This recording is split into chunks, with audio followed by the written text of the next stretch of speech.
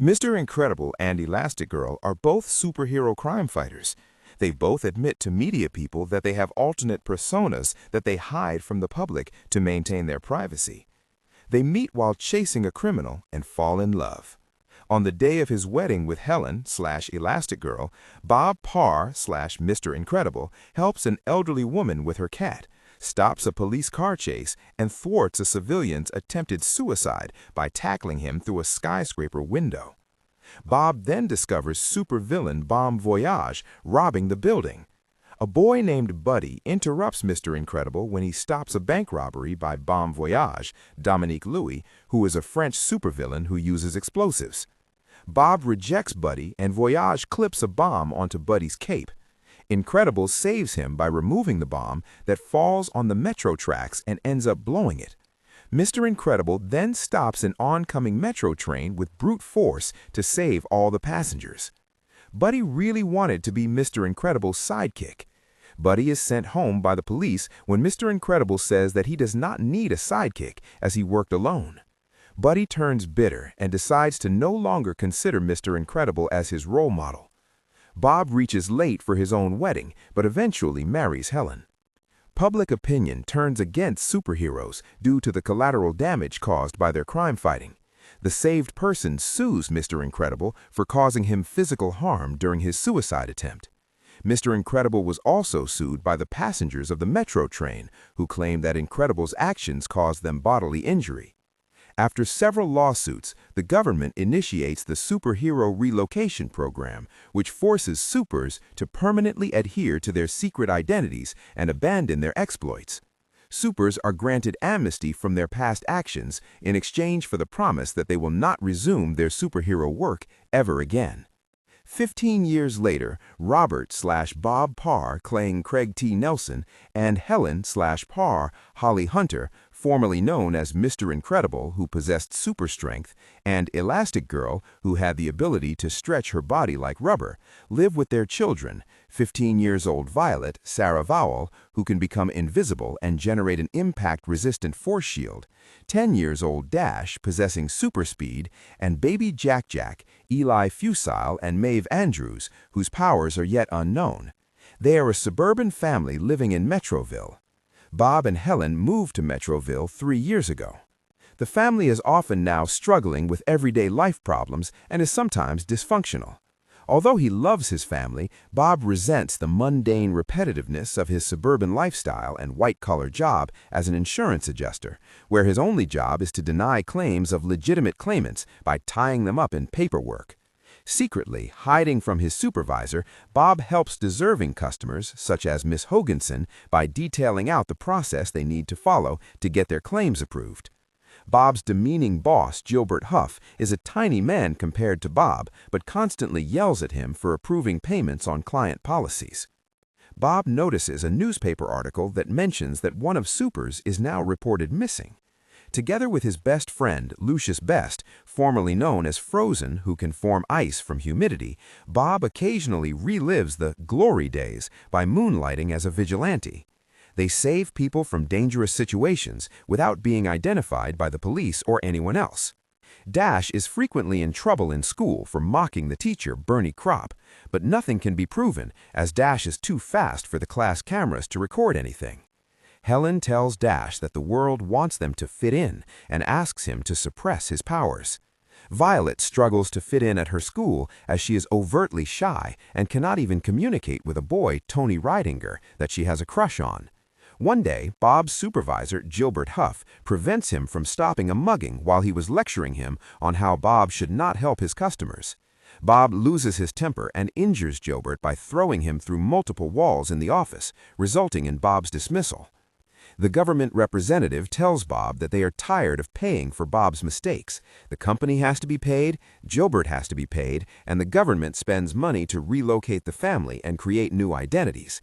He says this stops now, and Bob is on his own. Returning home, Bob receives a message from a woman called Mirage, who gives him a paying mission to destroy a savage, tripod-like, out-of-control AI-controlled robot, the Omnidroid, which is terrorizing their laboratory on the remote island of Nominasan. Bob sees this as an opportunity to become a superhero again and leaves. Bob tells Helen that he's being sent by his insurance company for a conference. He never tells Helen that he was fired. Bob battles and disables the Omnidroid by tricking it into ripping out its own power source. Bob finds the action and higher pay rejuvenating. He improves his relationship with his family and begins rigorous physical training while awaiting another assignment from Mirage over the next 2 months. Finding a tear in his supersuit, he visits superhero costume designer Edna Mode to have it mended. Edna tells Bob that he cannot use a cape during battles due to many superheroes in the past dying from cape-related accidents, and she designs him a new red and yellow suit to replace his old blue and red suit.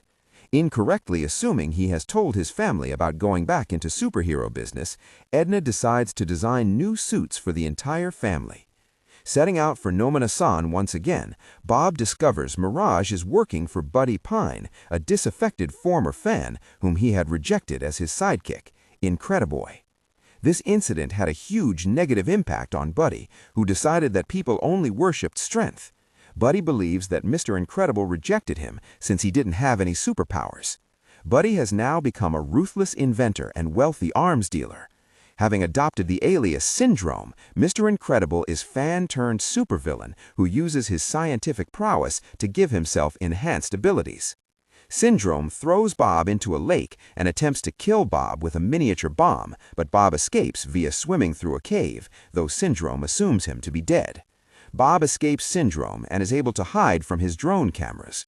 At nightfall, Bob sneaks into Syndrome's secret base lair and looks into his computer files.